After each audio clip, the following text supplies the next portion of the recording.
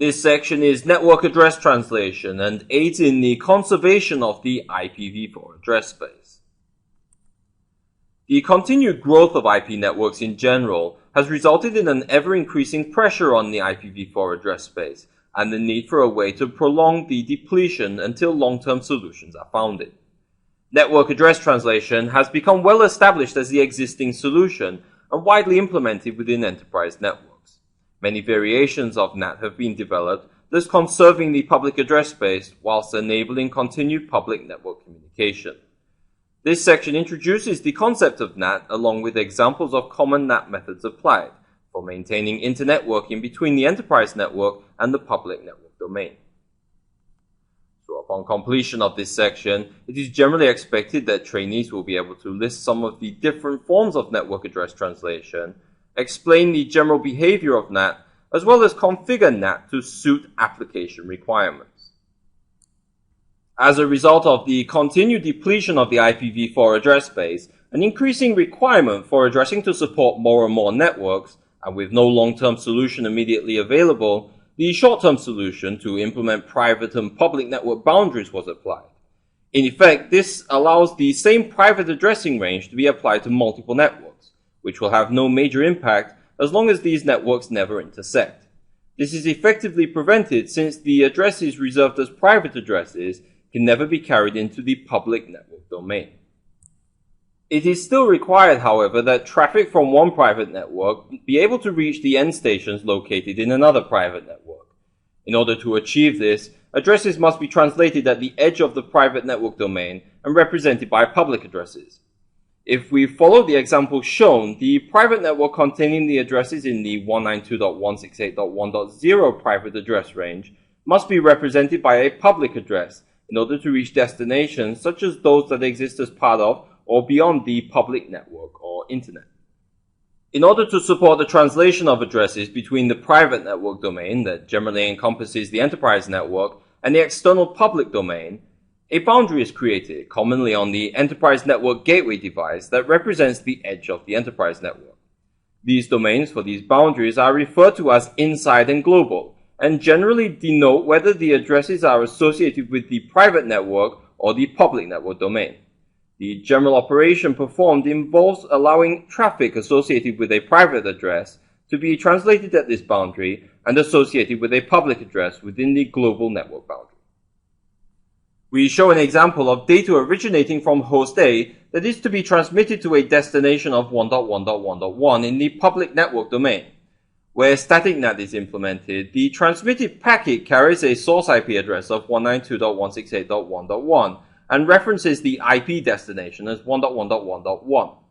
Once received by the gateway of RTA, the source address used within the private network is translated to a mapped public global address, which in this case is 200.10.10.5. This address is used to represent the packet from 192.168.1.1 in the public domain. We show an example of data originating from host A that is to be transmitted to a destination of 1.1.1.1 in the public network domain.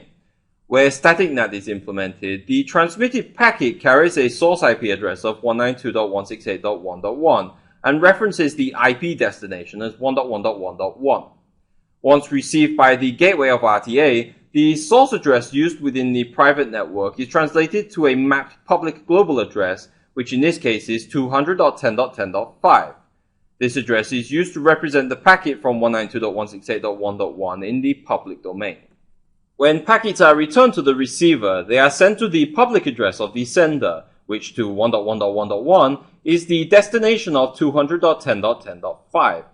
The gateway that performs the address translation is capable of translating the received data back to the private address of host A as a result of the one-to-one mapping that now exists within RTA. Since this mapping is manually defined and therefore fixed, there is no additional burden placed on the gateway device that performs the address translation to dynamically manage the session flows. Where internal networks contain a much broader range of end stations with a requirement for address translation, static NAT is not so practical. We are also able to support a larger number of end stations through dynamic NAT that implements a public address pool to support the allocation of public addresses to end stations located within the private network domain. Rather than assign a one-to-one association of private to public IP addressing, Dynamic NAT uses the pool of public addresses to operate as a shared resource, in which internal users will be allocated an address from this resource pool and will be as such dynamically mapped to a unique public address for a given period of use. Once the public address is no longer utilized as a resource by the internal host, the mapping will be terminated and the public address returned to the resource pool for use by another end station within the private network. We demonstrate here how hosts A and B wishing to transmit packets to the destination of 1.1.1.1 will be allocated unique public addresses from the address pool assigned on the NAT router, which in this case includes just two public addresses of 200.10.10.11 and 200.10.10.12 in the 200.10.10.0/24 network range. The use of the dynamic addressing means that a pool of addresses sufficient enough to support the number of end stations communicating beyond the current enterprise is needed. As the number of hosts increase, so must the relative number of supported public addresses available in the address pool. While Dynamic NAT itself is likely to utilize a large number of pool resources in order to support an equally large number of internal end stations requiring public addressing, an additional mechanism in the form of network address port translation can be implemented, and generally is implemented by default in VRP to greatly minimize the number of public addresses that are needed to support the internal users.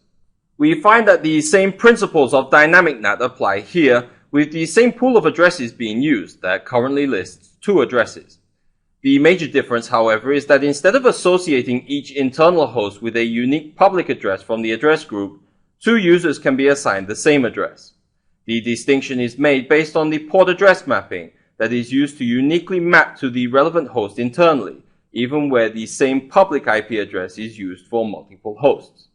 Traffic intended for internal hosts using the same address are still forwarded to RTA, to which RTA will perform translation based on both the IP address and associated port number. Another form of address translation that relies on mapping through port numbers is what is known as Easy IP. This again can be understood as a form of dynamic address mapping. However, where Easy IP is implemented, there is no requirement for an address pool from which to assign addresses. Instead, the outbound interface address, which in this instance is 200.10.10.1 of interface serial 1/0/0 is used as the translated address. In respect to the example shown, each internal host will be allocated a public address of 200.10.10.1. However, for each internal host to be distinguished, a port mapping is also performed to ensure that traffic can be returned to the correct internal destination. If we take 192.168.1.1 for example, we find that traffic is associated with port 1025. On the outbound interface, the interface address is used together with port 2843. Traffic returned and destined for port 2843 of 200.10.10.1 can be simply mapped back to 192.168.1.1 with a port of 1025.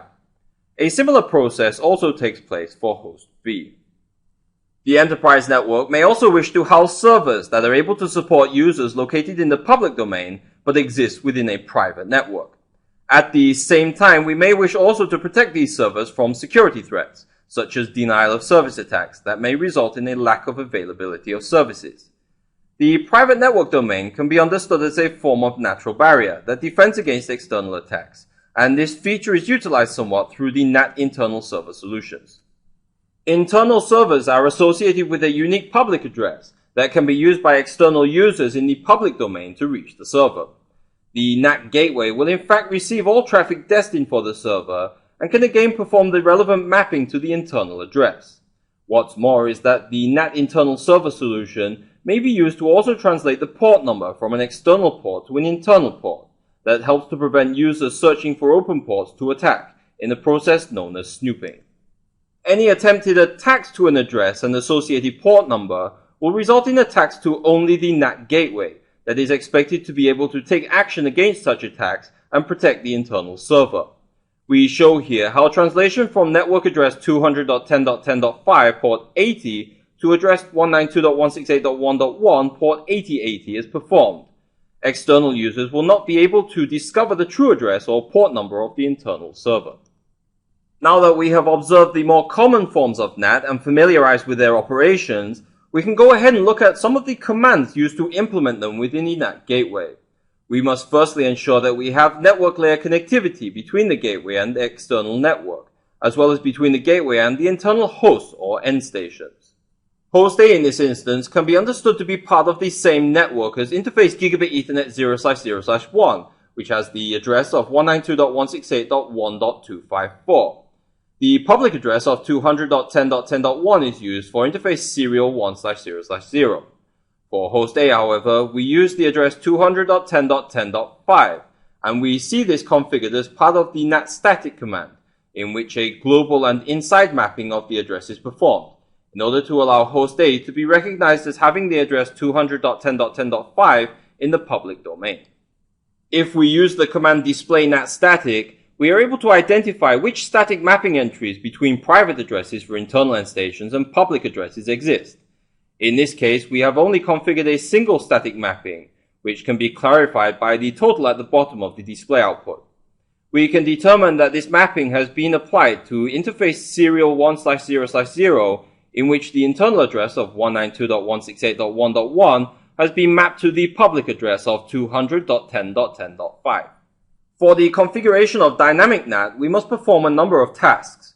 The first of these is to define an address group that will be used as the pool of public addresses that can be assigned to internal users.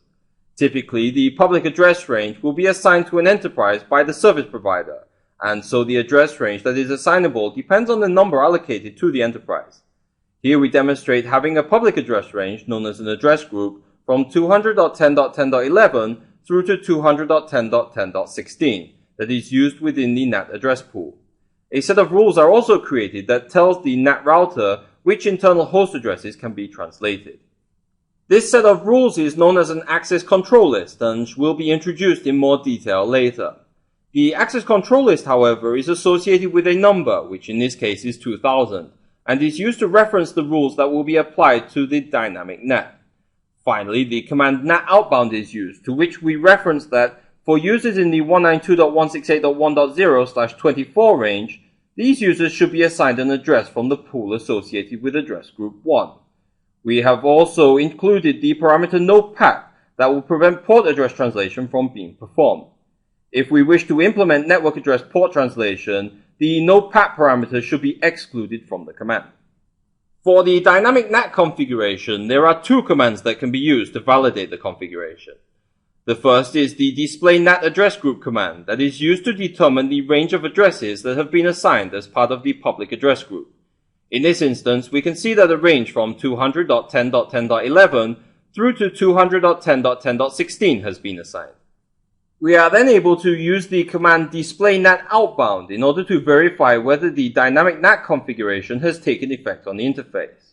This includes the binding of the NAT configuration to the correct ACL number that represents the private address range to be translated, and the address group, which references the range of public addresses to be used. We also see here that the type is listed as NOPAT, meaning that port address translation will not take place, and that internal hosts will be allocated public addresses exclusively. With EasyIP, we find that configuration is similar to that of dynamic NAT. However, there is no requirement for an address group to be defined, as the outbound interface address will be used as the public address for the internal hosts.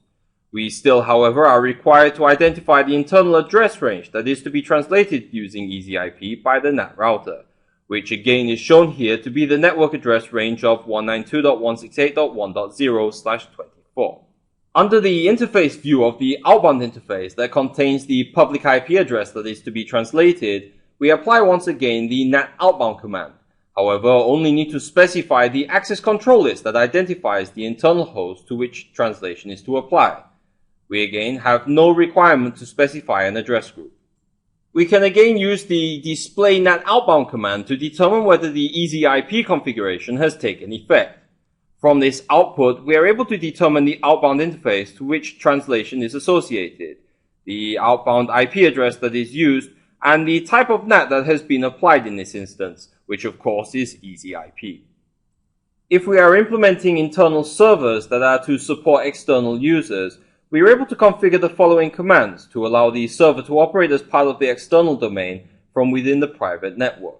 We show here that the internal server currently is associated with IP address 192.168.1.1 internally, and from the configuration, we should understand this to be a web server that is associated with the IP address 200.10.10.5 in the public network domain. The command NAT server references that only packets containing TCP headers should be accepted, with a destination of 200.10.10.5 and a port number of 80. The www here is equivalent to the well-known HTTP port, or port 80. For such packets, they should be translated to the inside destination IP address of 192.168.1.1 and use a port number of 8080. The server itself should also be listening on port 8080 in order to receive the TCP-based web traffic. We can use the command display NAT server to confirm the configuration has successfully been implemented on the router.